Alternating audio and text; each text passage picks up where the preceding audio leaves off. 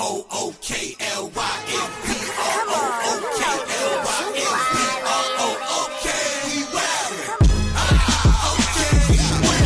I'm about to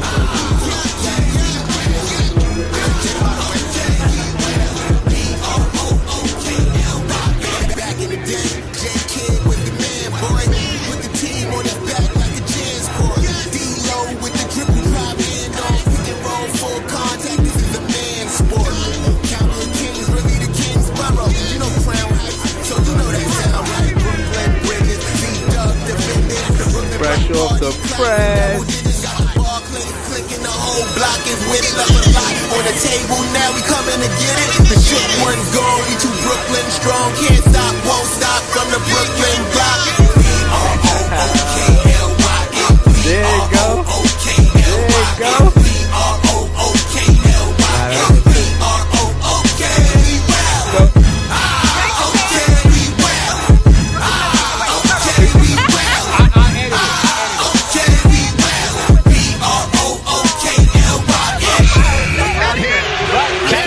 Just give me the ball, I'm fitting the score next. My J's all net, me and Jay with you saw next. Get back on defense, hit him with strong flex. I'm official like a rep, trying not to get attacked.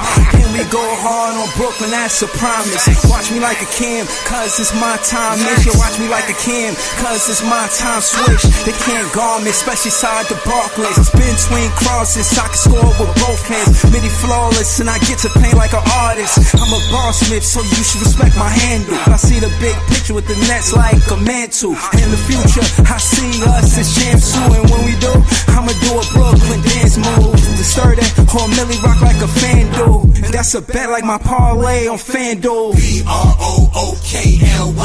B-R-O-O-K-L-Y-N.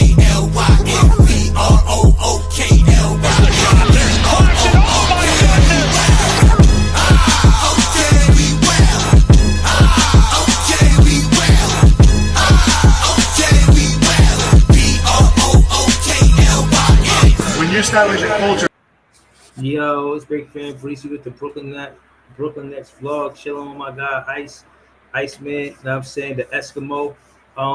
That's the coldest ice, because that's what Eskimos be at. They don't just be regular ice with like in the ice tray or like ice cubes. Nah, this is the coldest ice. That's where the Eskimos is at. You know what I'm saying? Shout out to Eskimo for pulling up. You know what I'm saying? Y'all see the content, man. Y'all see the content. Ace Bailey, what's going on with the bull, man? Did you see the article, Ice? I didn't even read the article. I just seen a little snippet over somebody, I posted on Twitter. But I see he refusing to work out for teams and is making a lot of noise right now. You know what I mean, with Arias Bailey, right? All right, so this is the article. It says Ace Bailey draft stock has been falling due to the unwillingness to visit several teams and the fact that he has yet to conduct a single workout per Draft Express. He hasn't worked out for anybody. I think that's kind of alarming. Bailey believes that he's a top 3 player in the draft and wants to be selected by a team that will provide a clear pathway to stardom. Bailey's pre-draft workout strategies has perplexed some observers as he's yet to conduct a single known workout to date. Having declined invitations from several teams within his draft range, sources say Bailey's camp has informed interested teams that they believe he is a top 3 player in the draft, but also seeks a clear pathway to stardom, perhaps feeling comfortable that a team will draft him up to get him at number 3 or 4 should he drop. I'm going to keep it real with you. This shows signs. Him being shy to work out makes me more interested in the Jeremiah Fizz. Jeremiah Fizz, in my opinion, is using this span of time to prove that he should be the pick that he is or even higher. Ace Bailey not working out, in my opinion, shows us that he's trying to solidify that money.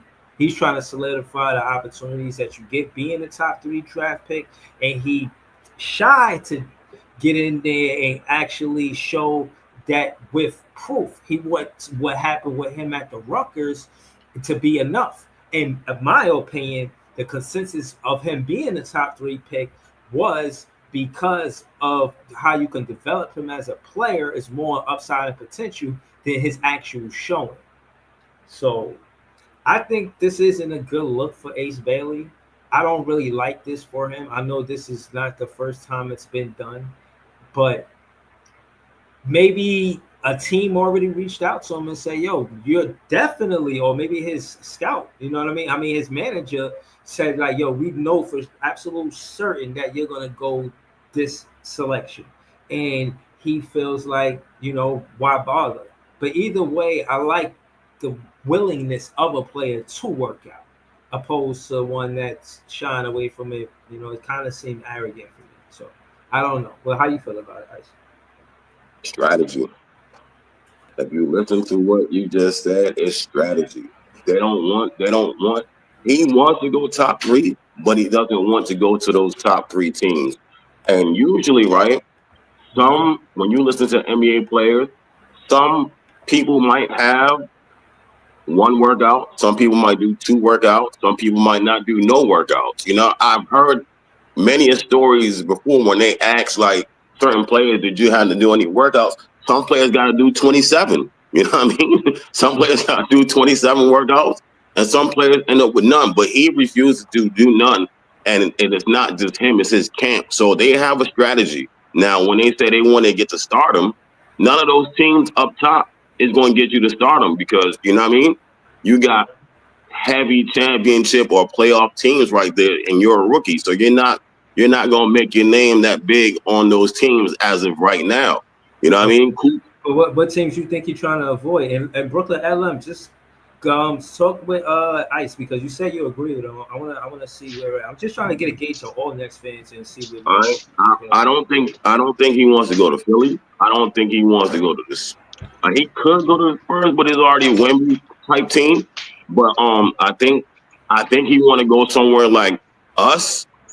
Somewhere that doesn't have that, you know what I'm saying, that many star guys or that good of a team that he could make a stand. What you think, Ellen?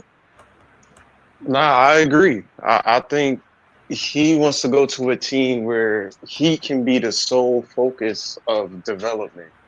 Like he can go to a team where, all right, well, we focus in on you. If you're looking on to Ice's point, San Antonio, they got a plethora. If they choose Dylan Harper, that's Castle, that's Dylan, that's Wemby, that's Sohan, that's Vassell if he don't get traded for KD. Like that's so many players that they got to develop on their young core. There's not really going to be much space for Ace. Philly, they already got Maxey. They just got McCain last year. Brahms is probably coming back. Paul George, Embiid. They got Matt. He's trying to avoid a Mathurin. He's trying to avoid a Mathurin situation where he coming off the bench because you know Mathurin was a top 10 pick, but he coming off the bench. So you know how does he feel? You know what I'm saying, LM? Like how does he feel? Like, it could be that. It could be Charlotte. You know they already got LaMelo. They got Brandon Miller, Mark Williams there. They kind of got a young core there. Utah, they got mad young players in Sexton. Keontae George, Taylor Hendricks, players that they're trying to develop there. So you saying he don't want to fight for minutes? He not trying to fight for minutes. He just right. I mean, at his position on Utah, they already got marketing there. They ain't gonna give him the starting spot over marketing. Like that. That's not what's happening. New Orleans, if they don't trade Zion, Zion is there. They got Trey Murphy, who's coming into his own. He looking like he gonna be a star there. Herb Jones, like there's mad wings there that they trying to develop. They might not be wanting to go there. It might be strategy. Like, yo, let's see if he can drop to it is Brooklyn or Washington. I think Washington would probably be the best place for him if he's trying to be looked at as a development type player. But Washington and us. Y'all make valid points because y'all harping on the word stardom. And yeah, if you want stardom, if that's what you want. And he said his favorite player is Kevin Durant. Let's remember, Kevin Durant was Rookie of the Year. So let me ask this. I'm going to Joey just so he can get in the panel with us. I see you chosen 215. Shout out to all the new subscribers. I mean, new people in the chat, fans in the chat. Subscribe to the page. You know what I'm saying? Even jump on the panel if you feel like it. But Notorious, talk to us. Just join the conversation. What about how you feel about this? And his favorite player being Kevin Durant and him being the Rookie of the Year. because maybe Ace Bailey, far as stardom is concerned, maybe that's what he wants. He said his favorite play. This is all facts. Some of this is opinion, but this is facts. His favorite player is Kevin Durant. This article says that he's focused on stardom. If he's a clear pathway to stardom, that's what Kevin Durant had with the Seattle Supersonics. He was a rookie of the year. So where could Ace Bailey go, in your opinion, to become rookie of the year? Notorious. First of all, I think this is, to me personally, I think it's kind of corny and it's contradicting. Like, he's saying that he thinks he's a top 3 pick, but yet he doesn't want to go to any of the teams that has the top 3 pick because he's not going to be the focal point. Is that the gist of it? I don't understand. Like, yeah, this is the article. This is the article right here. It is kind of confusing because it says Bailey's pre-draft workout strategy has perplexed. You're perplexed. I'm perplexed. We're perplexed. Some observers, as he has yet to conduct a single known workout to date. He worked out with 30 teams in the NBA. He worked out with none of them. Having declined, he declined. Hello, I'm busy. No, thank you. I'm going to a barbecue. He's declined from several teams. That's when you think about several. Couple is 2, a few is like 3 to 5. Several, that means that's like 7 to 9, or 5 to 7. So unless 5 to 10 teams probably contacted him, and he didn't show any interest in those teams.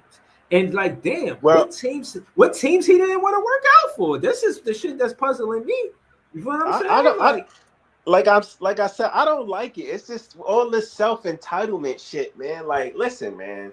Like, I don't know. I'm just old school. I think this, well, I'm not gonna work out for this person, or I'm gonna try to dictate what team I'll go to and all that. I just think that's kind of corny, man. But to me, if he wants a team, it's kind of hard though, because the top 3 teams are built to win now, really. They're going to be contending. Dallas is going to be contending with Cooper and Kyrie and AD. Yeah. You got who's at number 2? The Spurs. Yeah. The Spurs are going to be contending with Wemby and whoever they get. You know what I mean? And they're trying to make moves to contend next year. So the focal point definitely not going to be on you with the Spurs with Wemby there. You can keep Christmas on that. Keep going. Can I say keep going? You cooking? Keep going. And then you got the Sixers, who got a former MVP in Embiid. You got Maxey. You got McCain. They're looking to compete. You're not going to be the main focal point there. You're going to be a piece there if you go there.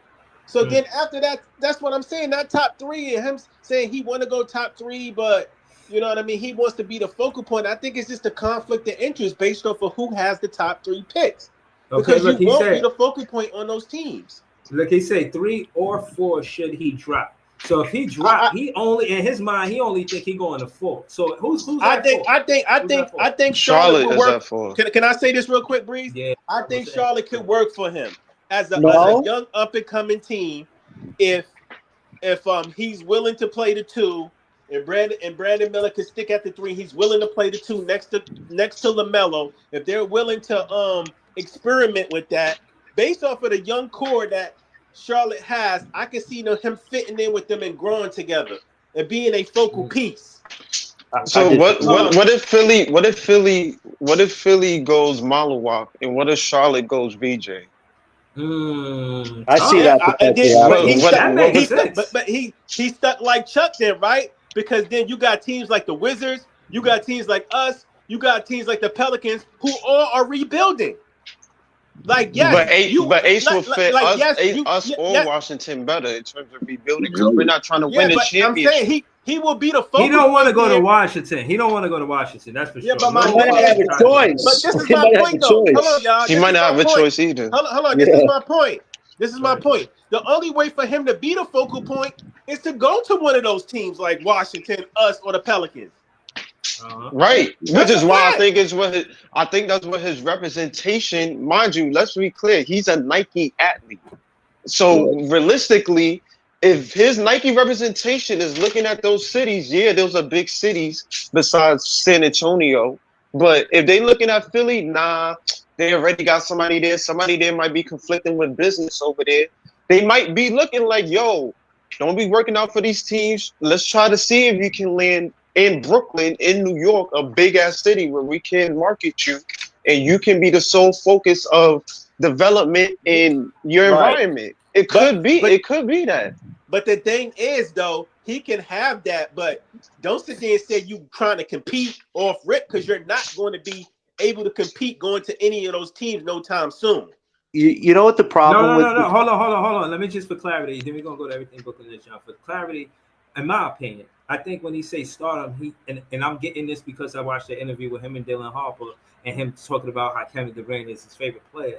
And in this article, he says he wants a clear pathway to stardom. If you're a rookie, a clear pathway to stardom would be the rookie of the year. And I'm saying, look at that. I think that's the thing that stands out the most for me. Is what team could he go to and be rookie of the year? But go ahead, John. How you feel about that?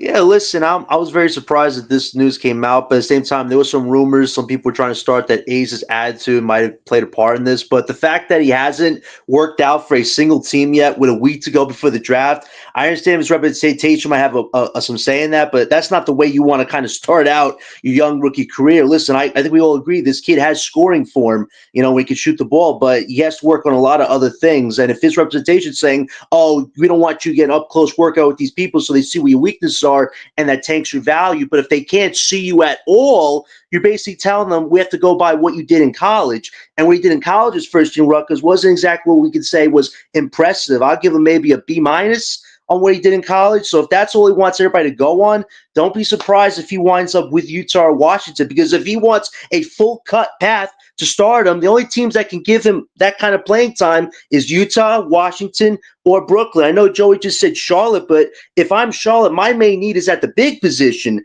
I don't think Mark Williams is that center of the future. I think a Mallywalk might fit, or an Edgecombe. I don't see them doing an Ace and Miller combo, though. But who out of those three teams, who you think could develop him to that stardom that he's talking about? Utah, Washington, and Brooklyn. Well, not to be biased, I think, obviously, considering what we need, I think he would fit in Brooklyn, considering he just played in the backyard of Brooklyn. But at the same time, there's no guarantee he falls to 8. I would be shocked. I would be absolutely stunned if he falls in our lap and we get him at 8. I don't think that'll happen. I think Washington or Utah will take him if he falls below 4, but I don't see him falling to the Nets right now. Hold on. Time out. Let's play into the narratives a little bit, because I think with Brooklyn, LM, and Notorious, and Ice, they make sense. Now, far as Utah, out. Somebody like Ace Bailey, I watched the interview. He talking about Waffle Houses. They ain't got no Waffle Houses in Utah. I know it sounds funny. I wish this is JTV was here right now to help answer this. But the fact that just the way it is culture-wise, you don't want to be there if you Ace Bailey. You don't want to be in Utah unless you just, no offense, John, unless he got a snow bunny fever and he has no idea on what to do without a snow bunny. Other than that, he should not be in Utah. Washington, as far as having this making stardom and making players superstars and furthering their career, they're not known for that. For him to go to Brooklyn from after going to Rutgers makes more sense to me than a lot of the other narratives of him going before, because of what the panel said earlier. Right. I do think he want to shy away from them top 3 teams, like he ain't gonna get no run. Right. If he's New Orleans is injury city, man. Like people go there, they getting ACL tears. They I don't know, bro. Right. But you can't rule out the Pelicans either, because remember they just got rid of Brandon Ingram. They kind of have Herb Jones and Murphy, but looking at those guys, they're more of defensive specialists, and I would say, those are cornerstone pieces that you could put in a top 3 of your lineup. No, they're good 4 to 5 guys. So maybe the Pelicans want to take a chance on. But at the end of the day, if we somehow do get Ace Bailey, my main concern now is with his attitude, because yes, he's a very confident bucket scorer, but I think his mind, he wants to play iso ball, but Jordy doesn't want to play iso ball. He wants to play team-oriented basketball. And if we get Ace, will he be able to put this ego of his in check and worry about the team as opposed to himself? I think that's the worry with a lot of teams right now, because if you don't want to talk to the teams to work out for them, your mind is, I'm already going to be a star where I go. Well, at the end of the day, you can have all that confidence in the world, but when you step on NBA court, that confidence can get shattered quickly if you don't say, I'm going to improve on my game. And this kid has a lot of work to do. I'd be happy if we got him, but there's some definitely red flags with this news that came out today. And I think Ace needs to check himself right now a little bit. Yeah, listen, I think it's all interesting, but I didn't want to harp on this at all the whole show because I can't stay for long. Not gonna be a 2 hour show. This is another thing that I think is beautiful. Nets and Liberty announced multi-core 18,600 square feet youth training facility, the Brooklyn Basketball Training Center at Model site to open in full. No price tag, more to come. This is right across the street from the Barclays where the Models used to be. For a long time, it was a big space and nobody knew what they were going to do with it. Now that I know this is what they chose to do with this is the greatest idea. Now, for one, a parent like me, I'm a dad, I'm a coach dad. You know, I go, my son, he want to go to the NBA. I don't know if he will, but that's the way he dreamed. I'll be trying to help. And just something like this where I could take him there and just experience for him and what it would mean for him to just be around these people and just be motivated enough to stick with his dream. It means a lot. Not only to my son, but to all of you. Is this for the citizens or this is for the players? To be honest with you, I think this is for the people. You know what I'm saying? It's an open thing for the people, but I think if it's for the youth, like from what I've heard, it was like ages 5 through 14 years old. Bro, it could be a place for them to develop their skills and whatnot. But I think it's open. Can I say this? Can I say this real quick? I know a lot of people. So breezy on the panel with us. It's gonna be 15 seconds. I know a lot of people always talk about Psy and our ownership, bro. You don't really see other owners really pouring into the community like the Nets ownership does. This is dope. That's a fact. This is dope as fuck. That's true. You gotta give them credit. Credit is due. The Nets really do be having hands in the community. Certain sponsorships with schools, they really do pour back into Brooklyn, bro. So I definitely give them credit. This is dope. This is dope. Shout out everybody that contributed to this. Shout to Nick Claxton for going to the New York school. Shout to Cam Thomas. Shout to Zaire Williams. These are I seen actual footage of them being with the kids. I seen actual footage of Cam Thomas and Ace Boogie with the kids. I seen Nick Claxton in the schools. I seen Cam Thomas go back to his original school and do something. I see him involved with the youth. So what I'm saying is, again, adding to what Notorious said, kudos to the Brooklyn Nets and what they got going on because they are involved in the community. And for what should be said, it's creating job opportunities. You know what I'm saying? It's creating job opportunities, and it's looking like more of the neighborhood than just an entertainment type of situation. You know, they didn't have to do this. This was intentional, and I love it. You know what I'm saying? I love it. Let's go to So Greasy. So Greasy, what you think about them doing this? And shout your channel out before we start. Go ahead, bro. Hey, it's So Greasy off the porch sports. I think that's dope, man. You don't see too many organizations doing that right across the street from their arena. Like that's wild. That's wild. I wish they would have did that when they was in Jersey, but we ain't got shit over there. So yeah. Hold on. We together, brother. We together, my brother. Hold on. And what's dope about it too is the access that the people got to it. If you know where this is at, trust me, this is easy to get to. This is very in the Barclays Center. Then you know if you from the Barclays Center, live around there, you from Brooklyn, you know that how access. It's like imagine, and if you don't know, imagine Manhattan, the Garden, Penn Station, Atlantic and the Garden mirror each other, and that was structurally done for the business side of it. But case in point is the access that the youth has to it. They could easily take the train there. They could take a bus there. You feel what I'm saying? So it's not like it's somewhere where kids can't go. It's all isolated. No, this is in a public area, cameras everywhere. This is a safe place for kids to go. You know what I'm saying? I used to be in that Models too. So I was like, yo, they tearing it down. I hope they make it into something that's like net oriented. And they did. Like, so, I mean, I got to give them credit where credit is due. This is going to be a really good attraction to kids that, you know, maybe they may not, Brooklyn Bridge Park is mad far. I don't feel like traveling that way. They can just pop up and go across the street. You know what I'm saying? And get some work in, you know what I'm saying, for the young kids. So this is really dope. I really like this going on. I think somebody was like, it was at the PC Richardson. I was weak, but I think the PC Richardson is around the corner. But this is dope. Next door. yeah, PC Richardson is next door. But this is dope.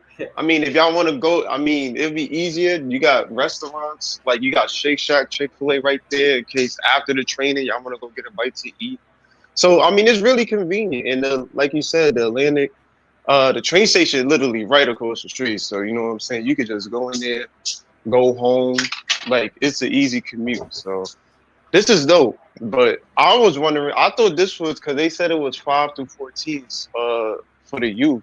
So, I thought this was like a open gym thing they had going on where it was like, yo, everybody can go in there and we can just like ball. I was like, what they don't the gotta heck? pay for it. It's not open gym, right?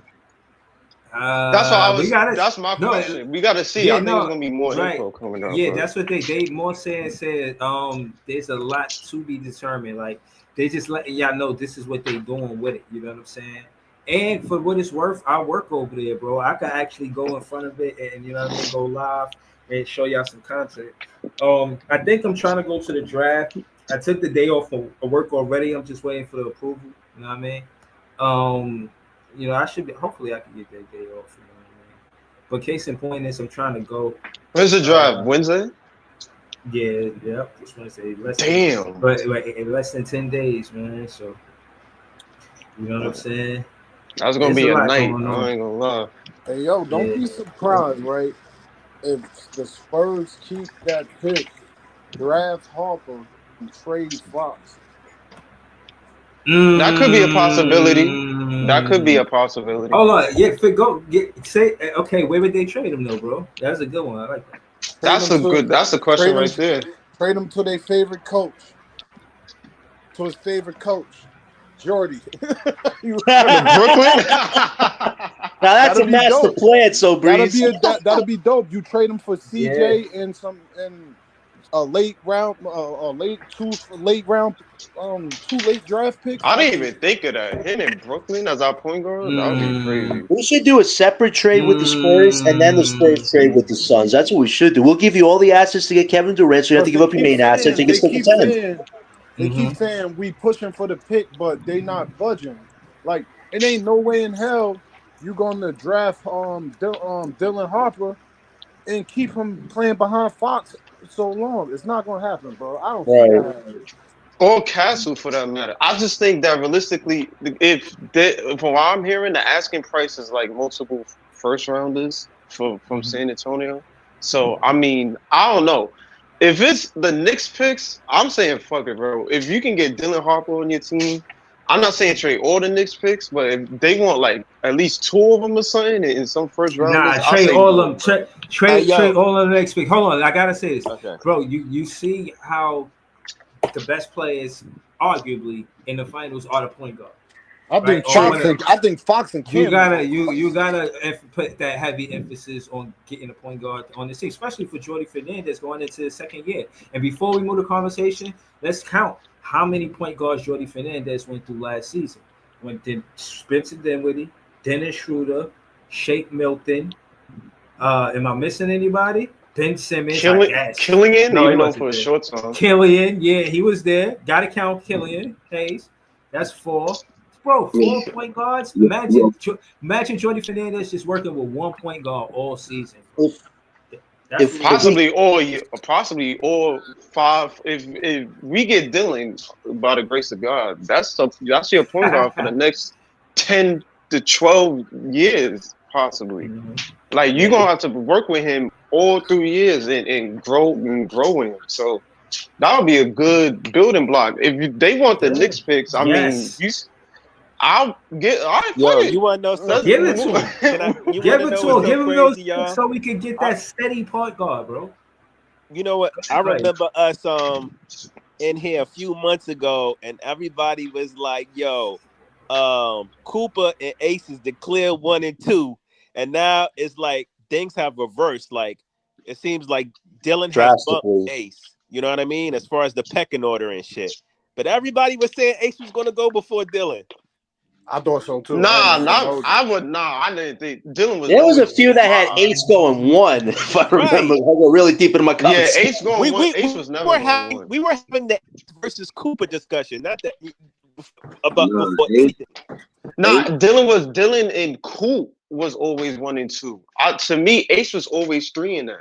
Yeah, no. Dylan and Coop was always 1 and 2 for me. Nah, it was at a point where they was projecting Ace to go 2 because he still has a bigger upside than a lot of them. So Pac one and I think LBO was the ones that was like, yo, he could be better than Cooper Flag. Yo, I was going wild on Twitter, man.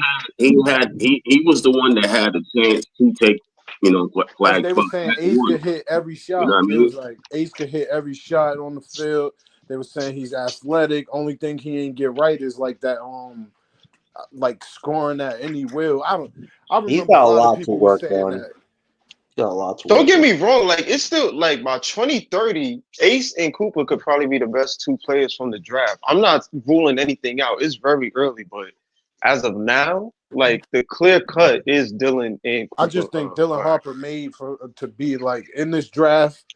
If we would have got the 2nd pick, he's made to be like a net because what they need right now, they need a guard that can facilitate the ball and score and play defense. Like he could do it all. Like, and right now, if you want to go forward with Cam, you got to get him a point guard that could make his career like get even better. Because I'm telling y'all, if we don't get a point guard in the next 2 years, kiss Cam Thomas goodbye. He ain't gonna be on this team because they're gonna end up trading him because it's gonna be. Wait, so Greasy, let me ask you this: if obviously, because you said Dylan might go to San Antonio, if we get Fizz, you okay with a Fizz and Cam Thomas? Hey yo, you know why I'm okay with Fizz? Hey yo, I thought he was 6'2".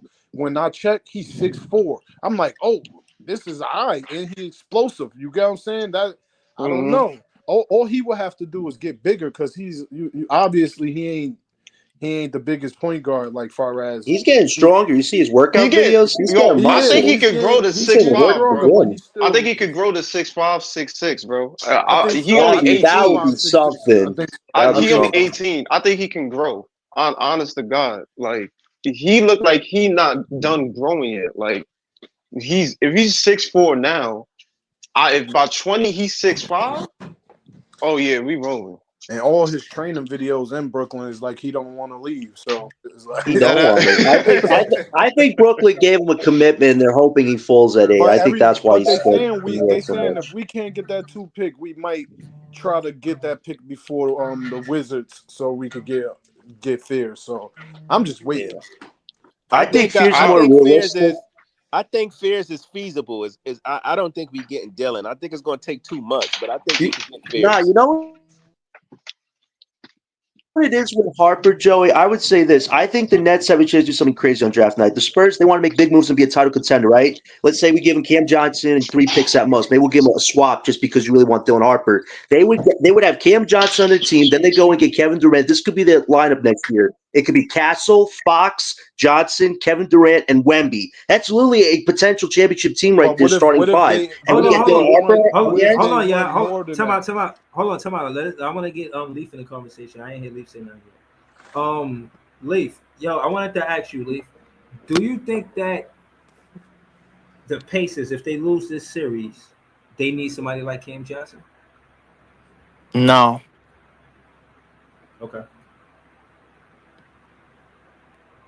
All right. Say what? I'm thinking you gonna explain it and be like, nah. Listen, bro. For the same reason why, like, it was people up in here that was contingent that OKC needed Cam Johnson, bro. But yet the niggas is up 3-2. Nah, they not the same. They not the same. Yeah, they not the same, bro. They not the same. For instance, Cason Wallace. That's the difference between OKC and the Pacers, if you ask me.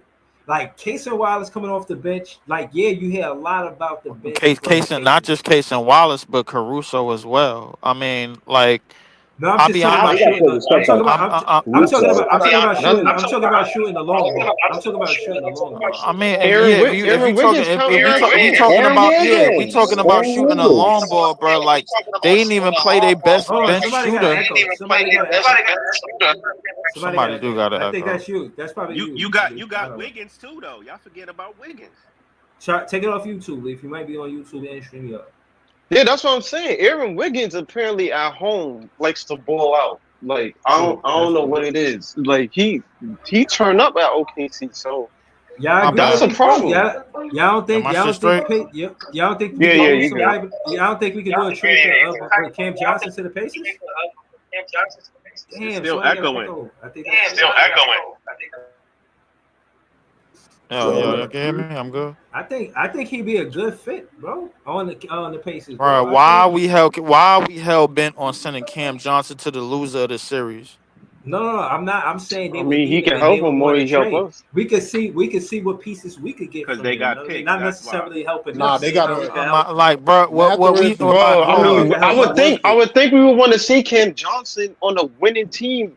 I'll be honest with you, bro. Like, yo, the sales pitch for Cam Johnson, bro, is ridiculous to me right now, bro. Like it's a lot of us up in here that know, bro. Outside of Cam Johnson and Claxton, there's no other trade pieces on this team.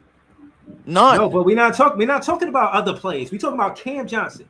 Johnson and what's going on with I mean, we just seen what Desmond Bain went for. I'm not saying that's Cam Johnson. That's another thing. I even mentioned that. I'm not saying that's Cam Johnson. I'm not saying that's Cam Johnson. I got words for Orlando on that shit, bro. I'm gonna get to that. We gonna get to that in a second. You gotta admit, hey yo, Leaf. Let me say one thing, Leaf. You got to admit, though, CJ holds some type of value right now in this draft, regardless of what anybody say, bro. He's an 18-point scorer per game, and he could hit the three at damn near at 50%, bro. That's something you can't just draft right there. You get what I'm saying? So a lot of teams gonna be looking like ready to win. Yeah. So you know the problem with that, so Greasy, bro. Like he's not gonna be used like he was used here on a championship team. I promise you, he ain't. Nah, I think a team like Indy is a run and gun team that pass the ball, shoot threes. They got players over there that shoot threes, though. Don't get me wrong, but you gotta look at it like this. They gotta do something about Ben Mathurin, whatever his name is, his contract coming up, and he's been averaging 20 for like the last 3 games in the playoffs. Like, I just want to know what's the deal. Now it seemed like y'all niggas want Nimhard or some shit, bro. Like I don't know what that's the his fuck. name. No, but I'm saying. We want picks. Hold on. Let me say this. I don't want no picks. Hold on. So Greasy, let me say this. The other day, listen, we said we was having the same conversation on the other stream, and again, I stand on that. We the bridge. We got the most cap space. We at the negotiating table. Elbow room, all that. Like, yo, I'm looking around. Doing shit with that Go cap get me, space. bro. I'm telling you, they're gonna have to spend it. Say Sean Marks this. Sean Marks could be the ultimate bridge. He could be the intersection of all of these different exactly taxing these teams. If they want something to be done, not the toe man. Nigga said the toe man. We got 2 trade pieces, and niggas think this nigga is motherfucking God or something. Hey man, you gotta see the toe. Come on. Let me say this. This is crazy. No, that's not crazy. Hold on, time out. Let me say this. Send this to Sean Marks. You are in total control. Take complete advantage. Any team that want to negotiate a 3, because he's not. Listen, I don't need you to cut off the soliloquy. If Sean Marks, if you can hear this from my nephew spirit, you are in total control. All you have to look at all the draft capital you have and tell them you're ready to shake. As Easy would say, stand on your nuts. You could be at the negotiating table telling them which way to go. You could do more than one 3-team trades. Hold on. You could do more than one 3-team trades. You could do a 3-team trade with Cam Johnson. You could do a 3-team trade with some of these draft picks. That's 2-3 trade situations. 3 and you could pack situations. Y'all forgetting we could pack Clax the fuck up. Sinister Sharks, Clax 2 with the Lakers. That's 3 team trade situations. Sinister this dude. Send it. Shout to Sean Marks. Send it to Sean Marks, bro. Send this to Sean Marks. You got 3 team Ice. Am I bugging Ice? Or do you see what I'm saying? No, I see what you're saying. That's what everybody was talking about. Most of the teams right now is going to need a third team to make majority of their trades. So who better than us? Who better than us? And no lie, you could get some players in the 25. You can get some players. Spurs, 25-year-old range, 23. The only problem is OKC is in danger of the CBA shit is gonna destroy a lot of teams, bro. But I don't think they phasing the CBA because they gonna keep their picks just like San Antonio is. We the only team dumb enough to give up our damn draft stock. We not dumb. If they listening to us, they not dumb. Stop speaking negative shit on a team when we had an optimal point at the brink of actually doing something positive. Stop. I'm calm as hell right now, bro. And I'm literally in traffic. I'm literally in traffic about to flip this motherfucking car 5 times I'm not with the bullshit that just came out this nigga mouth. Bro, nothing negative has happened, bro, in the offseason. They making trades. Just wait for it. Hold on, let me finish. They making trades for Bane for dumb draft picks. We're going to go to LM and we're going to go around the panel. They for all of those draft picks. So I'm about to flip this car, bro. Listen, please let me finish my soliloquy without being cut off.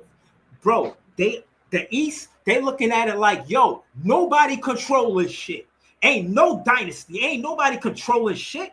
Bro, the Celtics went, now the Pacers went to the finals, back-to-back season. Somebody like the Orlando Magic franchise feel like we could have been there. We only missing one piece. They feel like that Bane player is that one piece. Otherwise, they wouldn't have came up off those draft picks. Case in point, if they feeling like that, they looking at it like from the fans' perspective too. They looking at the East like nobody run this shit. Yo, the top 4 teams next season could be easily Pacers, Orlando. It's just gonna be a new top 4.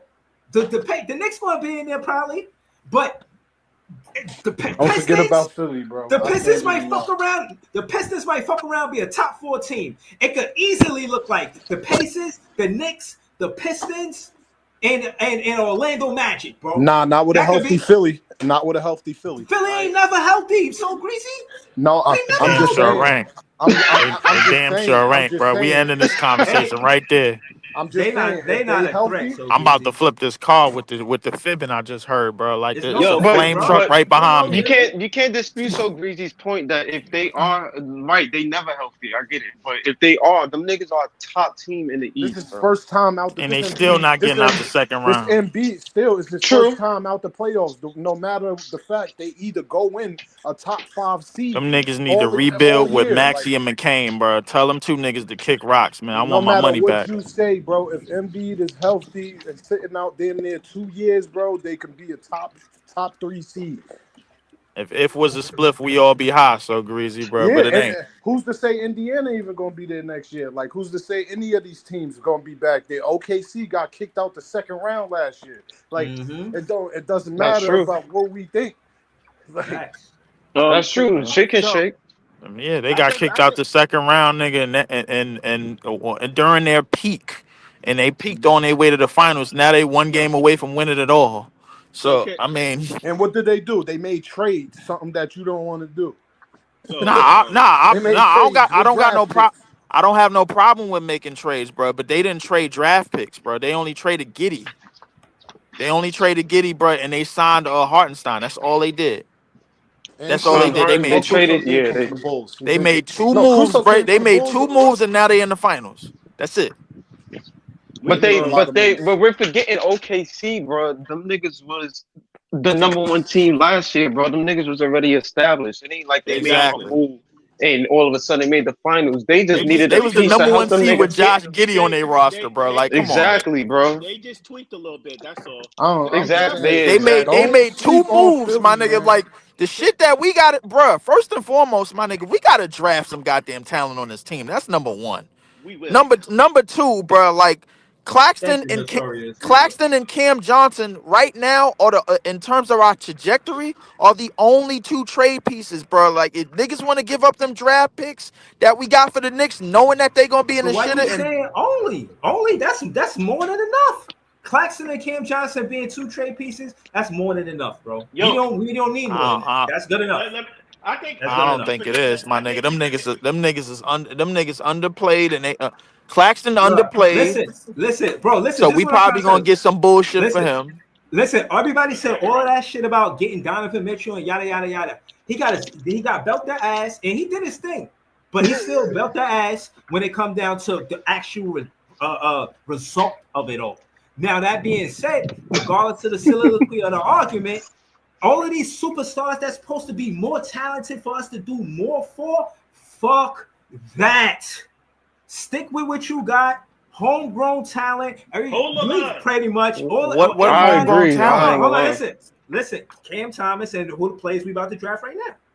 And on top of that, with Jordan Fernandez, in my opinion, more of the focal point of what I said before I leave is trying to get a 3-team trade with 3 different situations. Get one of them or get 3 of them. Try to get as much as you can. And also, if this another thing that's on Twitter X, 4 years, 100 mil for Cam Thomas contract, pay that man. Yeah, and right. Also, on that note, if they have a situation where they know they're trying to get into the 2026 draft, we don't need to be getting quote unquote more talent. We need to be building and playing, develop the talent that we get right now, and then focusing on that draft right after. You feel what I'm saying? And that being said, all of this is within contract window span. Cam Thomas will be on a new contract. Zion Williams will be on the second year contract. Second year in his contract. We decide whether or not we were going to do, and so on and so forth. The Brooklyn Nets, again, send this to the Brooklyn Nets. They are completely in the driver's seat. They got the window with the new contracts that they're about to get. It's a 4-year contract with all of these different players when it comes down to a rookie scale contract. I'm in the driver's seat right now. I'm about to dive out this motherfucker. Hey, Cam Thomas look funny as hell. I ain't gonna lie. I'm in the driver's seat right now. I'm about to dive out this bitch. And on top of that, again, like I said, is the fact that he's in the situation where he's the one that can negotiate and have the advantage. He's the one that doesn't have to fucking take fucking harder for Ben Simmons. All of those bad transactions and trade, we could forgive him for his past trade. Whoa, please, wait. Hold on 1 second, please. Wait, please. You tell me, guys, hold on. Hey, hold on 1 second. Hold on 1 second. Please, you telling us to forget.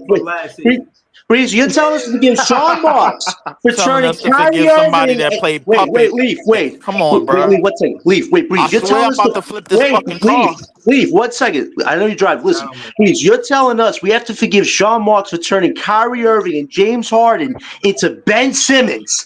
We have to forgive him for that? No, he has to justify why he's still a GM. No, I'm telling you, I just said that. Y'all took all of that from that, but I just said that what he need to do is he can rectify. You got to reword that. He can rectify this situation with this season, and all of those different things he can do. He got 3 trade deals situations that he could possibly do right without the negativity, please. And then also, go ahead, Notorious. Go ahead. No, I wanted to say 2 things. I agree with you, man. I mean, I think things are looking up for us, and we are in the driver's seat. And people got to stop going on this Sean Marks soliloquy rant. It's fucking hard to trade fucking superstars in the middle of the season that's forcing their way out. Vice versa, you having time to make moves. And Sean Marks did it. Come on. Let me ask you this though. Any of them? Sean Marks traded 2 in the middle of the season. Any of them stars we traded away? But that's my point, though. They forced their way out. Okay. Not even that though, bro. But he ain't do a Sam Presti deal. Hold on. All them dudes that got traded though. What the hell they doing? They ain't in the finals. They ain't doing shit, bro. Them niggas is getting injured. Fucking they ACLs. We ain't doing up. shit neither.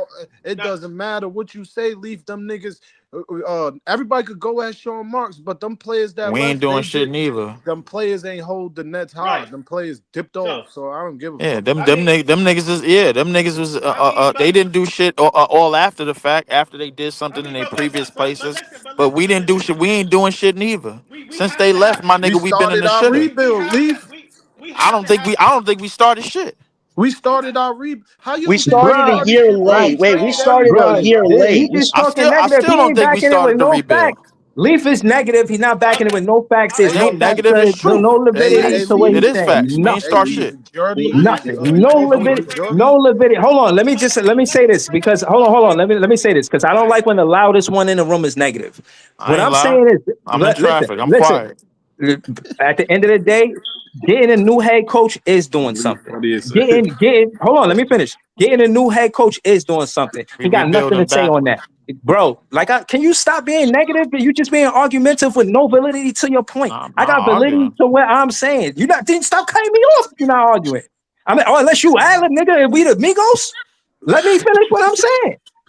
Again, when it comes to Jordy Fernandez, he's implemented a whole new culture on how we play basketball. And on top of that, he's the one that looked like he's seen Jokic, he's seen Zach Edey, he's seen Sabonis, he's seen big men in the office run through the big man, he's seen De'Aaron Fox, he's seen Jamal Murray, he was with 4 different point guards last season, he knows how to work with the point guard. Again, I'm not agreeing with Leaf. I am wholeheartedly with my net fan spirit disagreeing with Leaf. I want to let that be known.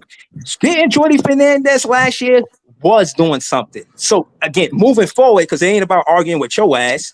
The next thing is the whole thing with Cam Thomas. That's another thing that we did right. And on top of that, we doing right with the draft and all of the potential we got as far as trade and how we got the advantage, the upper hand in the situation. Yeah, like I said, we should be positive, not trying to be a dark cloud over shit. I'm going 60 miles per hour. If we focus, we look at the upside. Listen, y'all like using that word. We can look at the upside or the positive things that can happen from the Brooklyn Nets. Yo, this all depends on what happens on draft night, and then we can start talking positive or not. I trust Sean Marks to make those moves. Is the question. It's only gonna take 1 week for these niggas to feel different. I wanted to bring up something else real quick. Let me just say this about the Bane trade. And listen, guys, we have to look at the Bane trade in this whole context. Everybody's looking at the picks, but you got to understand, Orlando had to pay that fee to get off of KCP's contract. So that's the main reason why they gave up so many picks, and they needed a player in his replacement to win now, to fill in so they can contend. Now, with that being said, don't think the same thing is going to happen with Cam Johnson, because fucking Bane went for 4 fucking first-round draft picks. He ain't getting more than 2 picks, Joey. Nothing more than 2 picks, Joey. Hold on, before y'all start moving on. Yo. Damn, we already started. The rebuild didn't start this year, bro. Again, I keep saying that because when you have this many young players on your team and you don't have that many veterans, that means the team already started rebuilding. It's just not done yet. You know what I mean? You haven't found that guy yet.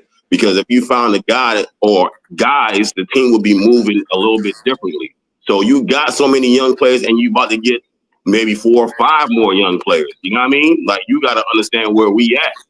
The team already started rebuilding a while ago. Rebuilding start today or this year. You know what I mean? No, this felt like the first one. So you saying until we find our guy, we not really rebuilding? Nah, I think. Look, I don't think he's saying that, right? I think basically he's saying like we already started cleaning the house, right? We didn't have the opportunity yet to go get somebody to pair, like he said, your guys. You ain't got nobody to get for the next 4 years. So they played this season out. You go in the draft, you go with your cap space you got, you see what you can do. If you find someone else that you could pair with Cam Thomas, like in this draft, like if they could leave with Dylan Harper or Fierce, which I believe they need a point guard regardless of anything. Harper or Fierce, you could go and start spending money and moving certain players later on. Is there But any reason why we said no to Kuminga, bro? I don't get that. It's because of the free cap agency space. ain't start yet though. it No, ain't even start, bro. wait. Let me explain. So why are we already saying? Well, why are we already saying no? Leaf, you don't want to waste your cap space on a guy unless you know he's going to be a 1-2-3 option on your team. We lose our flexibility if we do that. Leaf. Right, So that's true. Right now. So what we still what we just holding on the Kuminga money? will fit in Detroit more than Leaf. So what we just holding on the money just to hold on to it? No. Leaf. So we ain't taking a chance at nothing, bro. Let's wait to Leaf. Leaf. What we do is we use our cap space strategically this year to take on expiring contracts, add more draft assets, reset the cap space for the following year where the free agency is much better, and the Nets will have some drafted players already part of your young core by then. That should be the goal right now, to use that cap space, not to just waste it on a restricted free agent that may or may not be a long-term option for your team. Exactly. I'll be honest with you. Listen, hey, I like John. I like that idea, but the reality is that like Leaf, wait outside till of the draft. Leaf, hold on. Wait. Yeah. Listen, I'm contingent on waiting until the draft. However, I think I'll be honest with you, bro. Damn, I don't think the only person that we're gonna sign to money, bro, like is Cam Thomas. Like that's almost impossible with the cap space that we have. I mean, don't we gotta sign Dayron too? Well, that's Dayron, Zaire, fucking it's a bunch of people, bro. Like that gotta get me signed on this team. Deals, bro. Those all light deals. Bro. All right, we're gonna see how light them shits is. But nigga, we just saw Steven Adams signed for 3 years, $39 million. Is that shit? That shit is rebound. Because he's a great rebounder. That's wild. 3 years, 39 minutes. I mean, but you got to understand something about restricted deals. These niggas get a little bit more money than what they actually worth, bro. We've seen it happen in the past. In the Timberwolves, that they saying like Nas Reed. Nah, the other one. Alexander Walker. Alexander Walker. I think Jody Coach. Hold up. Didn't we draft him? No, hell no. We drafted him. We did draft that nigga. We traded him. We drafted him. We traded him though. Oh, what? What the fuck? We drafted him and traded him. Deshaun Marks a good draft. Where's Deshaun Marks good drafted stuff? Listen, hey, yo, bro. Fact, we drafted listen. We traded. I'm gonna be cold. I'm gonna be Damian Lillard, LM. I'll be honest with you, bro. Just off the history alone, bro. I'm gonna be called a negative nigga, bro, until next week. If shit don't go right, bro, like it's gonna be a lot of y'all niggas, bro, on the same page that I'm on. Nah, I'm on that page with you, Leaf. I'm just waiting to see what happens, but I am like on that. We gotta wait till next Wednesday, man. We gotta wait till next Wednesday. Yeah, we really do. I ain't gonna lie, I love you, Indiana, but I'm hoping OKC closes this shit out so we can just get to the shit. Yo, can they just get this KD trade over with? This KD trade. That's what I was hoping for, bro. Like y'all motherfuckers want to have a series out of this shit, bro. They should have closed these niggas out in 5. Fuck is they waiting? Unless fuck is this bullshit, man? Them niggas get away with a bullshit winning game 1. Niggas is hollering. That's the most hollering I've seen from Thursday to Sunday ever. One fucking game. You were ripping up OKC saying I was wrong. I was led down the wrong path. They won more than one game, yo. You're like, don't screw OKC. They don't got the advantage. I really don't give a fuck about OKC, bro. Like, I'll be honest with you, bro. I just need, listen, I just need this series. This season need to be over. You thought it was going to be a brooming. I thought it was going to be a gentleman's sweep at best. Like, at best, bro. Out there playing like Scottie Pippen. That's why. I mean, listen, hey, listen. Shout out to Siakam. Shout out to TJ McConnell, who played the game of his fucking life. Oh, yesterday? Yeah. Yes, absolutely. But it just was the problem. The problem was, bro. That's what the fuck it was. The problem was Halliburton turned back into Halliburger, nigga. That's what it was. Yo, he fucked his leg up. But the refs, bro. I never seen the series, right? Like how last series was. It was physical as hell, bro. Like this one right here, bro. It's like they went back to regular season fouls, bro. Like. Bro, that nigga Shea get a foul every time. That nigga SGA shoot 10 free throws a game in this, bro. He shoot 10 free throws a game in this series, nigga. That's damn near. That's fucking D Wade in 06. You telling me that nigga SGA is D Wade in 06? Silver put No, the call in. hell no. D-Wade is way better than him. Silver put the call All right then. Yeah, he put the call in, man. Y'all got to start giving Shea his regular season whistle. He put that call in, man. I mean, Yo, well, Can't let the listen. nigga leave. Oh man. Listen, Yo, the nigga won the scoring title, MVP, and now he about to win Finals MVP. Yo, Yeah, but you also got to give a shout out to Jalen Williams. He's really become the Robin of that team. He had shout out to 40 J-Dub. points last night. Come on, he killed it. He's been doing really good. Nigga, Shea I shooting think- 38% this series. So I'm not gonna lie to you, bro. Like the I shitted on J-Dub. first person that they might get rid of. of. I ain't gonna talk about that. Yeah, some nigga tried to tell me J-Dub was motherfucking Trevor Ariza, bro. I damn near hung the phone up. I ain't gonna lie to you, bro. I'm like, wait a minute. What? Somebody literally tried to tell me that nigga was Trevor Ariza, bro. A lot of niggas was trying to shit on J-Dub after. Nigga, J-Dub is Trevor Ariza, nigga. I'm like, yo, bro. I'm in the car. J-Dub I is ain't got by time to far the argue with you. second best player on that team, bro. If they're gonna trade anybody, it's gotta be. If they're gonna trade anybody, it's gotta be Holger, man. I don't think he's Don't ever get gonna me get wrong, physically bro. fit. Like, listen. I'm not knocking what Chet brings to the team, but he might be gone, my nigga. If they gotta pay Chet sooner than later, Chet might be the first nigga on the bus, bro. Going somewhere else. Yeah, let me I ain't ask you gonna a lie to question you. because you guys, I talked to OKC fans on you know what I'm saying, on TikTok. I ain't And talking to them niggas until they fuck No, it up, hold bro. on, Fuck hold them. on. Chill, Let's go. chill. But can you find another Chet Holmgren? I remind you, his role is probably reduced on that team, and Jay Will's team role is a little bit different. So can you find another Chet that you could just give him away like that? Get Bobo for the cheap. Probably not. Bobo? I mean, but whoa, nigga said Bobo. Oh hell no. Get Bobo My for the nigga- cheap. That nigga know. That Nigga said Bobo going. My nigga, if they ain't turn Bobo into Wemby yet, bro, he ain't gonna never be Wemby. Wait, what? Wemby? Yo, Ain't turned that nigga into Wemby yet, bro. Like, come on, bro. That nigga is a my team fantasy card, nigga. That's all he is. That guy's approaching Taco Fall fantasy right now. You know what's Yeah, crazy, bro? He got the skill set. They just don't say. They just say he don't got the work ethic. Nah, go back there, Joey. I'm listening. No, I think you absolutely can, and this is why I say this, man. I'm looking at the skill set of some of the 7-footers and the big men that are coming into the NBA today, bro.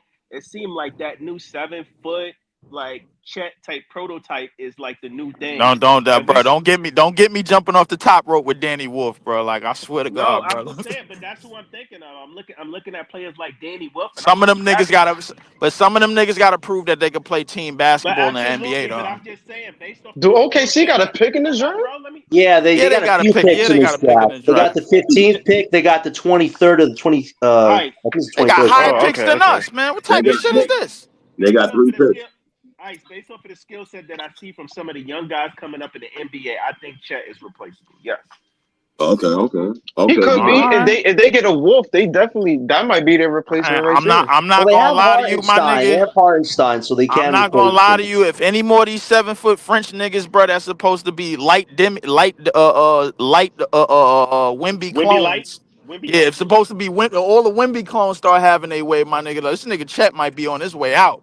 What about Like, that Chinese dude that's like 6'4"? Hudson Yang? Hudson Yang? The Nets worked him out, I think. I think the Nets worked him out. He could be a late option for us.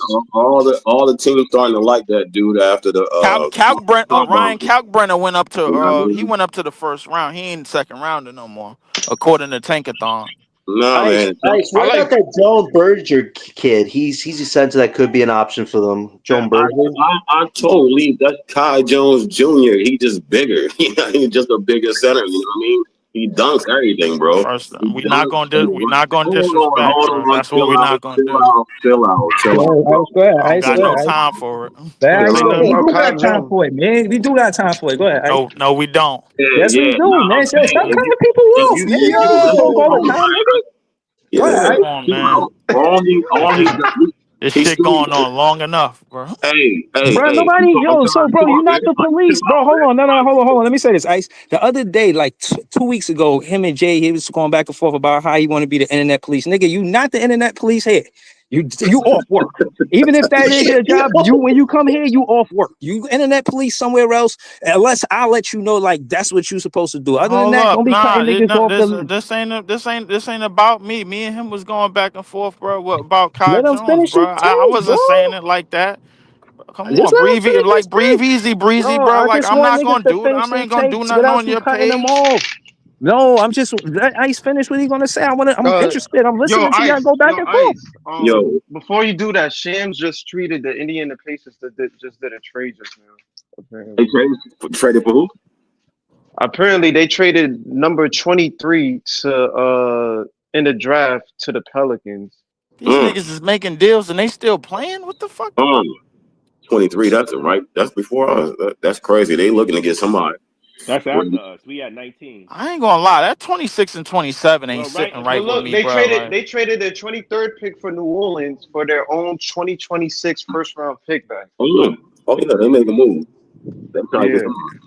that 26 and 27 ain't sitting right with me right now, bro. I ain't gonna lie to y'all niggas. These niggas making trades in their finals. I didn't even know you could do Like some dead shit ass. like I that. ain't even know they Yo, could do it's no go. shit like that. I never listen. The off season really must be epic. Remember, Shams came out like a week ago and said this off Nah, season this gonna all be season gonna be crazy if like, niggas yo, doing all bro. this. Is the finals happening and they just letting these Bro, off niggas, season moves happen? Orlando announced Bane already that nigga in Orlando right now already. I'm like, what the like niggas can do this? I thought they had to wait till this finals was over. All right, let me go back to that before we continue. But Yeah. Granger, I think he's almost 6. I don't think he's almost 7 foot, but he's a bigger center. He doesn't have real skills like that, right? He's just a raw talent. He can block shots. Rim run is his thing. Like, not really a post move, just putting back. I mean, he just dunks everything, bro. He just dunks everything regardless. Rim run, that's what he do. That's why I say he's like Kai Jones, because when you watch his highlights, block shots, put it on the glass, run down court. You know what I'm saying? You can throw him a lob. You can pick a roll with him, and he just gonna dunk it. If he gets anywhere close to the rim, bro, he's going to dunk it. You know what I'm saying? That's what he does right now. That's why he's high, because he's young. He's high on it. What you said his name was? Joan Behringer. Oh, that motherfucker's an animal. I ain't gonna lie to you. And that nigga just be dunking shit for no reason. Yeah. I ain't gonna lie to you, bro. Like you can leave somebody like lay in the dunk box. I feel like you could find you could teach anybody how to shoot, bro. Obi Toppin didn't have no 3-ball before he got to Indiana. He only 18 and he was 6'9". Yeah, you can find you could teach anybody how to shoot in the NBA. You got the right shooting coach. Shit. I'm hearing a lot of Net fans is high on if shit. off the board.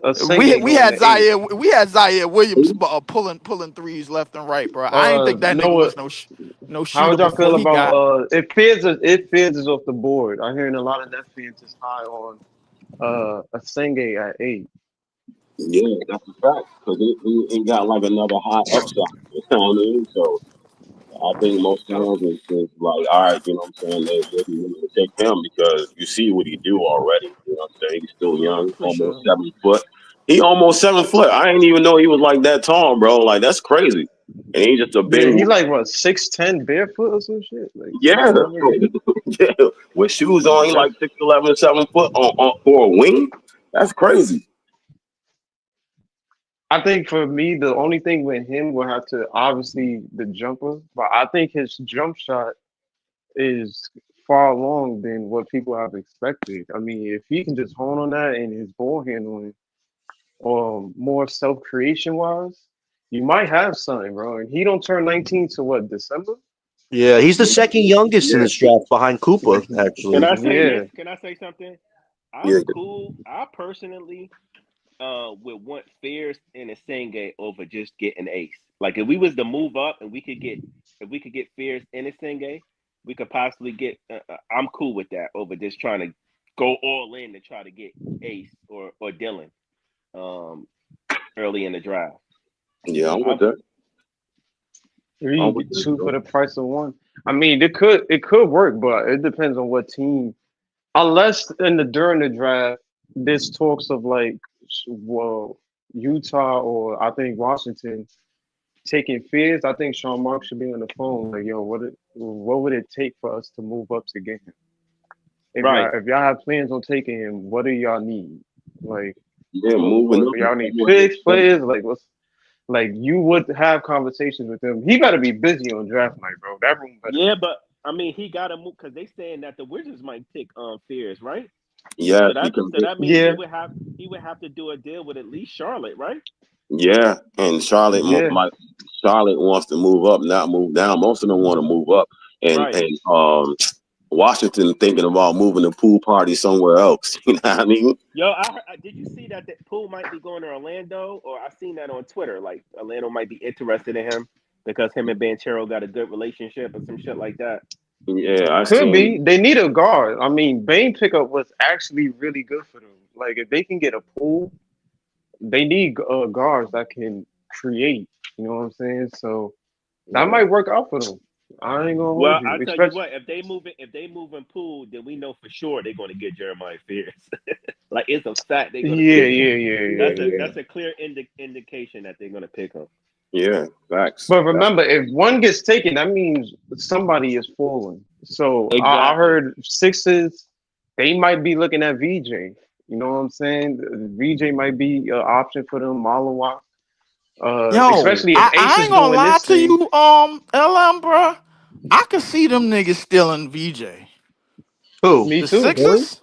Yeah, they called him a leader today during his workouts. I can see them taking VJ. I could see them taking VJ. So they gonna pair him, Maxey, and McCain together? Looks like nigga, it. VJ. Listen, I love McCain. Met Maxey VJ already? at the 2 guard, nigga. VJ, I ain't gonna lie. In the backcourt with Maxey? And McCain gonna be a backup for the rest of his day. That nigga coming off the bench. I'm sorry. Fuck that. McCain might need his own team. I ain't gonna hold you. They said that Maxey went and met with them, and that the Sixers are really high on him. Yeah, like that's what I saw too. And here's another thing: if you look at who Philly needs right now, they need a big or they need Edgecombe. They don't need Ace. There's no need for him. Like they and he doesn't work out for them, so that kind of makes that decision a lot easier. I ain't gonna lie to y'all, bro. Ace and Dylan might be getting shitted on in this draft. I ain't gonna hold you. No, I don't think. I think Dylan go 2 regardless. If it's not San Antonio, he might go 2 regardless if they trade that pick. I don't think he's gonna fall. I'm just surprised. I'm just surprised Ace hasn't worked out for anybody. Like that's such a ballsy thing to do, especially when you haven't stepped foot in an NBA court. You're basically telling me I have to go off of what you did in college. I can't even evaluate you. Can I say something? I think Ace is a good fit for Philly at the wing if they can offload PG. If they can offload Paul George and get somebody to salary. Nobody wants him or has the cap space, Joey, besides us. So that's a pipe dream, man. That's a pipe dream. John, that happens sometimes. If you ever listen to these NBA players talk, some of these guys don't work out for nobody. It's just because Ace is Ace. You know what I mean? And the way that it's not perfect. The way that his camp, but the way that his camp is trying to get something done. Right, it may not seem like it's the right thing. I'm not going to this team. They all do it. They all say they might work out. They might work out. Case in point, right? Another person who did that was Sar. Sar, even though I don't know, Sar just spelled it too. But I don't know how far Ace is going for if he's doing this. But Sar told Atlanta, "Yo, I'm not working out for y'all. I'm not going there. So y'all don't draft me. Don't do whatever. If it was his management, whatever, they said don't draft me. I'm not working out for Atlanta." They said, "All right, we'll take Zachary at 1." But in Washington, he went to Washington. But the day Ace ain't working out for nobody. Yeah, that's true. Like I don't say the kid has an ego that decides to not watch more, but it feels like he does in a sense. That's the weird thing about it. I don't know if he might want to drop. I don't know. And that's what I'm about to say, LM. The strategy is for him to not go to the teams like, you know what I'm saying? Like most of the top teams, if he's the top 3 pick, the teams in his range is top 3, maybe 4. And if he's not working out for none of them, that means they eyeing somebody lower and hoping that he just falls to whatever spot he falls to. You know what I'm saying? Is it safe to say this? I'm looking at the Spurs wing situation. Is it safe to say, based off a need, that Ace fits better with the Spurs than Dylan because the Spurs got that log jam at guard, and I think they a little weak in the wing position. Yes, I think he absolutely does. I've seen Spurs fans that do not want to pick Dylan at all. They want Ace. I think a lot of Spurs fans say hell no to Dylan. They don't even want some of them do. Some of them do want Dylan. I'll be honest with you. It seemed like a lot of them is Con Kneppel might be the player for them, bro. Like he seemed like the type of player that would fit with them.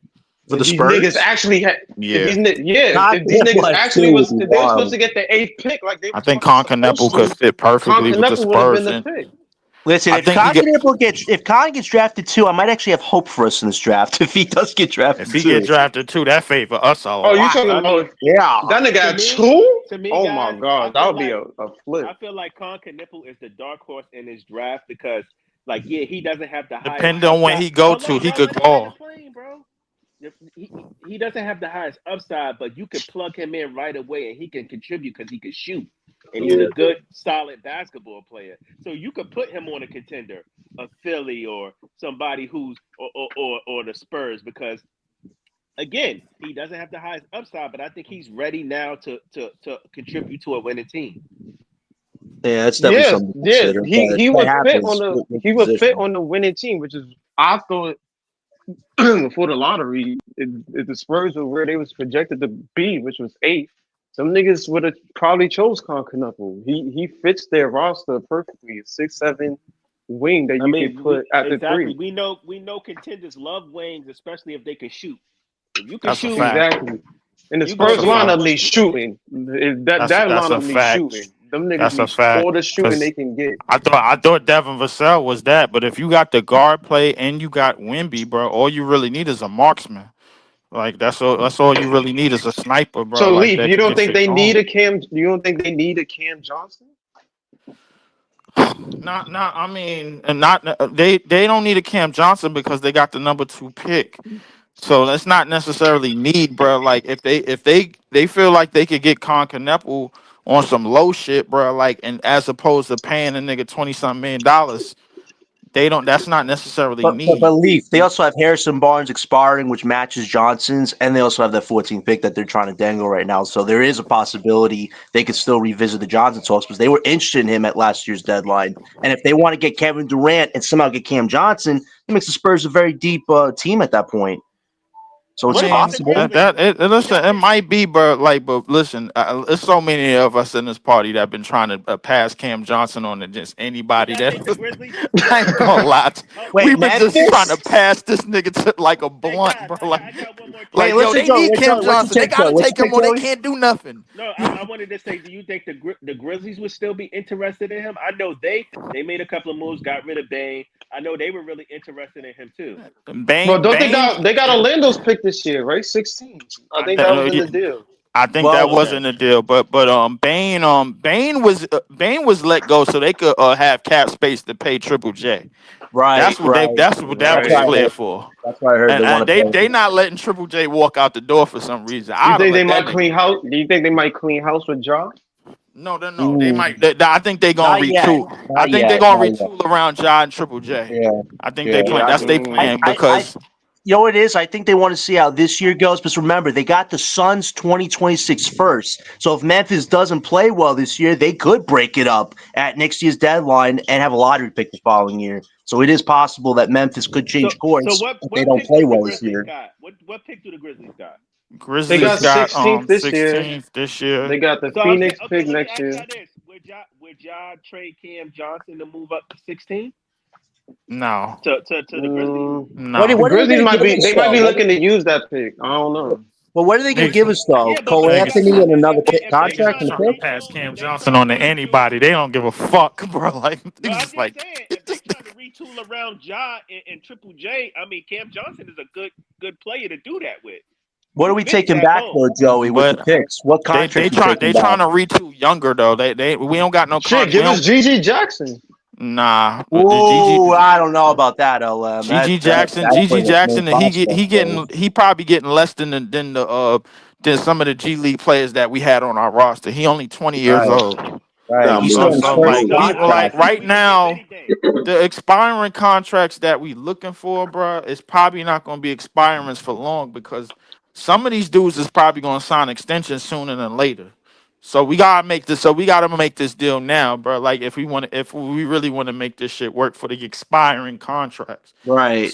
No, I would. John, answer John's question. I would give him the 19th pick Give him the 19th pick. 19. Yeah, and then we move up to and Cam Johnson, and we move up to 16. What contract? I don't think that's good. Joey, what contract we taking back? Cole Anthony? I think his contract's around 18 mil, and Johnson's at 22. So could that and that pick work for us? Yeah, I think so. I think Cole Anthony's a serviceable point guard, backup point. I mean, he's from Brooklyn anyway. So, I mean, that nigga wore Tim's in the dunk contest. That's interesting. Cam Johnson, the 19 pick for the 16 pick, and Cole Anthony. I think Joey might be onto something. But here's the thing, though. You know for sure you got a good chance of getting like Rasheer Fleming or somebody in that range. Right, you can give Rasheer a 16 for sure. Why do I feel like Cam Johnson price is gonna get higher and higher, bro? Like as soon as the finals is over. I don't think he's getting traded for 4 picks though. No, 2 picks. It would be 2 picks at this point. He's 30 years old next year. 2 picks might be the best one. The fucking Desmond Bain for 4. Hold up. Cam Johnson price was already 2 picks. You know what I'm saying? It's definitely went up. You know what I'm saying? You think Bain? 3 picks? Come on, Ice. It's not worth 3 picks. So you think we can get a Bain deal for Cam Johnson? No. Hold on. Time out. I'm gonna restart the story. Mikal went for 5. Well, Mikal went for 6. Bain went for what? Well, 2 players. He went for 4, bro. Like I want 3 for Cam Johnson, bro. He went for 5. Okay. 5. Bain went for 4 or 5. I want at least 3 or 4 for Cam Johnson. That's my offer. For Johnson, come on, yeah. Bain is 26. Bain 26 years old though. Okay, but see, didn't CJ lead the league in efficient field goal percentage, bro? Or am I tripping? For the first time at 29 years old, Leaf. John. Sell that. Hold on. Selling me other shit. Sell that. Wait, Leaf. You're telling us that Sean Marks can sell? Come on. He just waited for Miguel. Bro, it's like we switching minds, bro. Like 10 minutes ago, I told you he couldn't sell shit. Now 10 minutes later, you telling me that he can't sell shit. People I could sell CJ for 2 picks at this point, but I get some for 3 or 4. I'll be crazy. Why not? Hold on, John. Tell me what the market is. What's the market looking like? When you go out and try to find a wing player that can shoot threes, and you seen what if you put Cam Johnson in a right situation, you see what you can get out of him. You see what he did in Phoenix on the bench. Now you seen if when he has a role and you give him a role, what he looks like. You telling me tell me what the market look like for Cam. Well, I know what the value is for Cam Johnson because Joey brought up a great point in Memphis. If we could get a second lottery pick or even move up in this draft for another pick, swapping that Bucks pick, and we get a future 2026 first, that is the best you could get for Cam Johnson because this draft and the following are the two most important. After it doesn't matter what picks we get. Don't do the draft. Just say like Cam is on the market. We selling Cam. How many picks you giving up? What's the market? What's the market telling you? At this point, 2 unprotected picks, and that's great for a guy 30 years old that can't play defense, but he could score you a few buckets. That's great value. I agree with John. I think Cam's value is still 2 first-round picks, unprotected picks tops. And I'm going to say this. Listen, stop trying to compare Bain's deal and think you're going to get the same thing with Cam Johnson. Exactly. You got to look at the whole context of that deal. The Orlando Magic were trying to offload KCP's horrible contract. So right. They had to fucking incentivize Memphis. Okay? They didn't get 4 picks because Bain is just so fucking great. Yeah, he's a good player, but he's not worth 4 picks. They got incentivized for taking KCP's bad contract. Right. To be fair, KCP didn't perform in the playoffs as well. So I mean, again, why that nigga KCP turned into KFC, bro? Like in no time at all. Yo, hold up, y'all. Again, right? Now you're saying players are not worth these picks.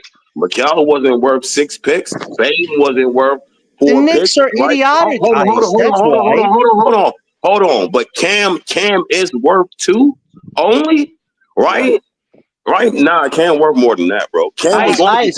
He waited till 29 to start blooming into something good on a bad team where he was forced to be a second. Let me finish. He was forced to be a secondary option. If you're like a contending team like OKC, he's a 4th or 5th option. If that's worth 2 first-round picks, you take it and you go and you run with it. Like, what else do you want, Ice, at that point? Listen, the Knicks were just stupid. Yeah. Orlando was trying to get rid of KCP's contract, so Okay. they had to. No, all right. So this is funny, right? Because all you telling me is somebody is selling something and somebody's buying it, right? So if somebody's selling something and they really want this something, and you like, well, this is what the landscape is looking like. You telling me you gonna only say Cam is worth 2 picks and that's it? If he was 25 or 26, maybe he'd be worth a bit more. No. 29 could be 30. Nah, you're not listening.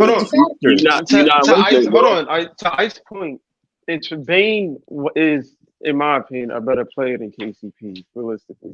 So you got a guy who's a better defender and arguably a better shooter. So if you're gonna overpay for that, Orlando is in contending mode. They don't need those picks. They're not trying to draft. Exactly. They're trying to win now. Bane is a player that can help them win now. Over KCP, and he's younger. He's 26 years old. So you have more time to exactly. So, yeah, and here's a counterpoint, Ice, to your argument. Look at Kevin Durant right now. Apparently, the Suns said they wanted Stephon Castle and Dylan Harper for him. I get it. He's a top 10 great scorer of all time, but he's 37 on a 1-year contract, and he hasn't exactly impacted winning as a main option. Same thing with Cam Johnson. He's a 4th or 5th at best, and if you get 2 picks at that point, that's fair value. Ice, I'm not trying to shit on Cam Johnson because I fuck with Cam. But let me ask you this question. Yeah. If you saying Cam is worth more than 2 picks, why couldn't we do a deal when Marks was dangling him for 2 picks? Nobody didn't want to bite last year. Right. I think that was a mistake on Mark's part. I think what he was huge mistake on Mark's part. He has a picture of the guy dunking on a beat in his office. Like, come on. Well, what I'm saying is I think Marks was being greedy in the deals in terms of asking for too much. That's what I'm saying. He's saying that he's worth more than 2 picks, but that's what the asking price was last year, and we couldn't move him. All right. But look, again, because John just proved my point, right? If you really want something, you're going to go get it. If you don't, you're going to leave it where it's at, right? So I'm saying, if you see Bane, I know you said the contract with the context, right? But you see the 4 picks, and you know you got rid of Mikal for 6 picks or whatever it was, and they setting the market the way it is, right? The market for these players is more than what you think it is, right? Because Bane, like you said, you think Bane's worth 4 first-round picks? No, Mikal ain't worth 6 first-round picks. Now that's a wing, and that's a 2. You know what I'm saying? A 2 guard, and they ain't worth nothing that any team gave up. But if it's on the market for sale, and that's what people are paying, you don't think that you gonna lower your price because you value you think Cam is only worth 2? So how much is he worth to you then? That's what I'm saying. I'm asking you how much in your mind.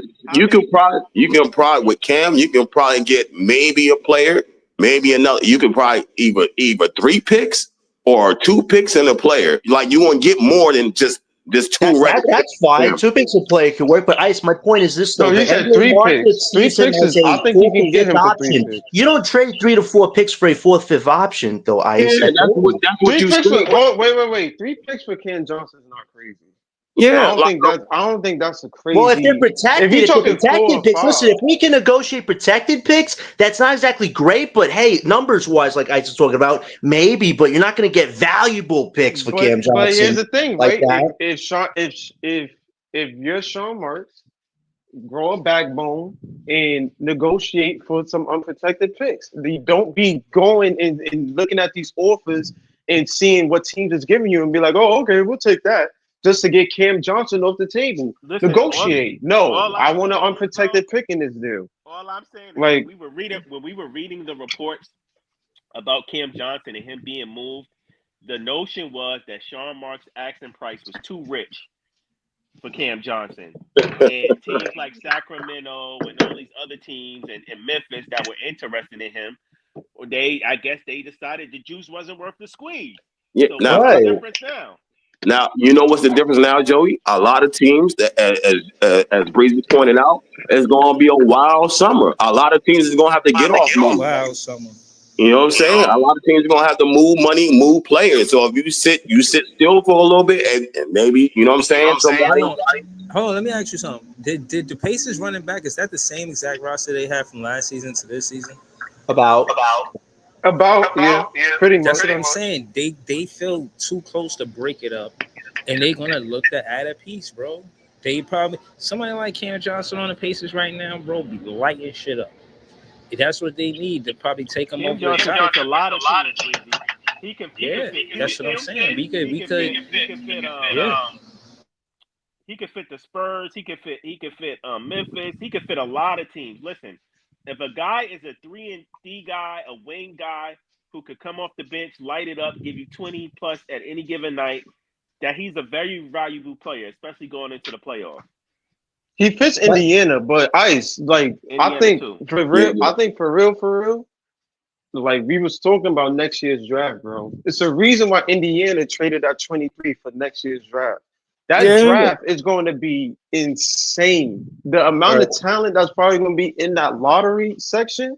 If Indiana is looking for in 2026, that should let y'all niggas know. Next, y'all thought tanking was bad this year.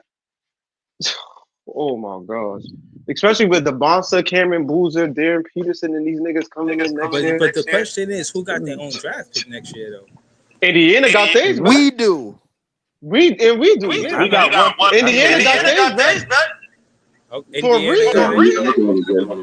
But Indiana, they gonna still compete, bro. They not. You know what I mean? I don't think Indiana gonna fall into the shitter, bro. And then they're not gonna go into the shitter, but if it's a player in that 15, whatever, because mind you, the second round in this draft is looking dim because college players is going back. So now you talk about you can add somebody, like imagine an Isaiah Evans on Indiana if he fell to like the late first round. That could help their team. You know what I'm saying? So they looking at this draft is going to be good players. We can add somebody to our roster to make us even more better. So what pick we got next year, Ella? We have right now only ours, the first round, and I think three second round. Where did that pick fall? I don't know. We don't know yet. Who knows? I can't wait for 2 days before the next regular season game, bro, to see what this fucking roster look like, and finally be at ease with all of this bullshit that's been going on for months. Definitely. We definitely need clarity. But to Lee's point, I would be happy if I don't know if it still happened, but to Lee's point, I would be happy if next year Cam Thomas is the oldest player on the team. I would be cool with that. That means we definitely looking for another top 5, top 10 pick. I just hope him and Marks and Gist will give a fair contract. That's all I hope for this summer at this point. That would be a good weight off everybody's back. You trying to see DeBarca in Brooklyn, man? I'm trying to see Cam Boozer in Brooklyn as well. If you telling me, if Cam Thomas is the oldest player on the team, that tells me, we trying to get Boozer, Peterson, or DeBonsa. If we you think Boozer better than DeBonsa? I think Boozer is one of the most versatile prospects in that draft. So. I think right now, I think who's better than both of them is what's messing my head up about all of these picks from next year is that Kuminga is 22 years old and he about to get a bag, and I don't think none of these wings is going to be better than Kuminga, bro. I really don't. What? I don't like Wait, you say Boozer's not going to be better than Kuminga? What? Nah, Lee, you bugging out. You bugging out. If I'm bugging, bro, 5 years from later, bro, y'all could come back to this and be like, yo, man. You don't watch college ball, though, so.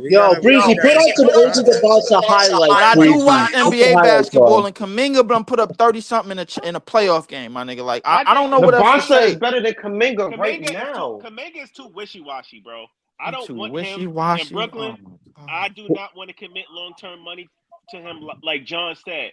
The only way you do that is if you see him being a focal point of this team moving forward. If not, leave it alone. I do not want to commit no money to him, bro. Right. He also has to work on playmaking and defense. He can score, but everything else is not as good as it should be at this point. I'm not paying that fee for Kuminga, Leaf. I'm good on him. Yeah, and honestly, my main target. Cam Thomas 4 years, $100 million. And honestly, my main target is Boozer next year. I think Cam Boozer is the perfect guy we need at our forward position. He does a lot of everything right, and we need those types of guys. Hold on, Leaf. How much you think Kuminga asking price is? How much? Because I heard it's over $100 million. It's more than what? That's over crazy. 100.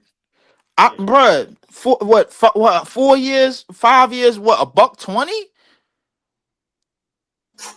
Yeah, I've been hearing about $120, $130 in between there. 5 years, $120 is what, 25 a year. At that. And that's a bargain to you? Would you rather get that money to him or Cam Thomas? We giving that money to Cam Thomas. I'm just saying. Are we sure? Yeah, we got. I would say so. Pay that man. We giving that money to Cam Thomas, bro. Like, why not pay a nigga with Cam Thomas that's on that same trajectory? Because you lose your tax base flexibility, Leaf. Unless you think Kuminga's going to lead us to a big playoff position next 2-3 years, that's all fine and dandy. And theory, why does it have to be in the next 2-3 years? The nigga 22. Here's another thing, Leaf. It's a gamble. What if he doesn't play up to his contract standards? What if he plays below? Bro, everything is a gamble, bro. These draft picks is a gamble. These trades is a gamble, bro. Pick something and let's get the fuck on. Yeah, but the draft picks is you know what I mean? That's less. That hurts us less, regardless money wise. Nah, this is a slow process. I'm glad they got a whole documentary, 6 episodes. Bro, to scout in all of the energy and effort and time and what's the word that I'm looking, tedious effort that they're taking to approach this next week. I think the Brooklyn Nets gonna win in this draft. That's just me. I don't think that's just me being optimistic, bro. They actually doing the work, bro. They doing the real work. I think Kuminga think he better than what he is, bro. I ain't a big Kuminga fan. I'm good on him, bro. I mean, next free agency is better. Like, I'm not trying to go into this free agency trying to spend that much bread. Sign Cam, sign Draymond, sign Zaire, and move the fuck on. Like, I'm not trying to spend that much money on Kuminga when next year you can get arguably either a star free agency or somebody in the draft. That's too big of a risk, bro. Nah, why are we waiting for next year, bro? Like, it's a nigga, bro. Just take a fucking chance, God. Leaf. Wait. Okay, so Leaf. The only way the Nets will even explore the Kuminga thing is if you get Fears or Harper. You need a point guard. Thomas and Kuminga are not ball handlers like that. But if you get a point guard, maybe we could explore it. But if they don't get either one of those two guys, why would we give Kuminga all that money to pay with Thomas? You get one piece. You get one piece a year, John. It's just shit ain't going. This shit obviously ain't going to happen in 1 year. We're gonna find an all-star point guard in next year's draft. There's 2 wings and a good shooting guard. Who else got bro? If we walk into next season, bro, with Fears and Kuminga on this squad, bro, like I'm fine. I'm fine, bro. Like I don't know about the rest of y'all, bro. I'm cool. Can I ask, who else got money to pay Kuminga outside of us? Kuminga won the bread. I'm not giving him the bag, bro. I'm not trying to put Kuminga in a space where he blocking us from getting the player we really want because we. You know what I heard? I heard Miami might want Kuminga, which I'm a little surprised about. I don't see how he fits them. Listen, hold on. I want to say I'm not necessarily disagreeing or agreeing with Leaf, but remember he come with a price tag, dog. He not coming in on no vet minimum. He's saying, yo, listen, this is my first contract after my rookie scale contract. I want to get paid, and I'm saying I don't think that the Brooklyn Nets should be the franchise to do it. That's what I'm saying. We not going to do the fucking experiment on the Kuminga experiment. Hell nah. Right. If he gonna live up to the hype. Nope. Right. You're paying this guy to hope he actually develops when the first 4 years was supposed to be development. I have to pay you to average 15 points a game. Like, but Leaf, would you be happy if he was averaging 15, 5 and 5? Would that be worth the money you're giving a guy like that? No. I want the guy to average 20, 8 and 9. Bro, it really depends, bro. If we winning by committee, bro, I don't really give a fuck, bro. Like, just get a player, bro. Like, we need talent. Like we need some type of we need talent and trade bait. We need talent and future trade bait on this team. We don't just need draft picks, bro. We need to go get a nigga. I agree, Leaf, but you don't want to lose your flexibility. The one thing we have over every team right now, especially the championship team, is we have the flexibility to go any way we want. You don't want to do what the Magic just did, which is just throw everything at Desmond Bane. And if they don't even win a championship and make a finals appearances of that, they really screwed themselves. They have a good young core. You don't want to do that when you have a good young core. You want to make sure the guy you go after, you know you're winning that freaking title. Regardless of the consequences that come with that. That being said, John, I think they're going to pay Bane. They made this move because they know they are committed to paying him. Right. His contract is up. Yeah, for sure. That's their gamble, and let's see if it pays off or not. But Leaf, we're not ready to take that yet unless we know we're I going don't to be a think they playoff team paying at this Bane. point. Bane is out of control. Like that's 5 years, 200 mil.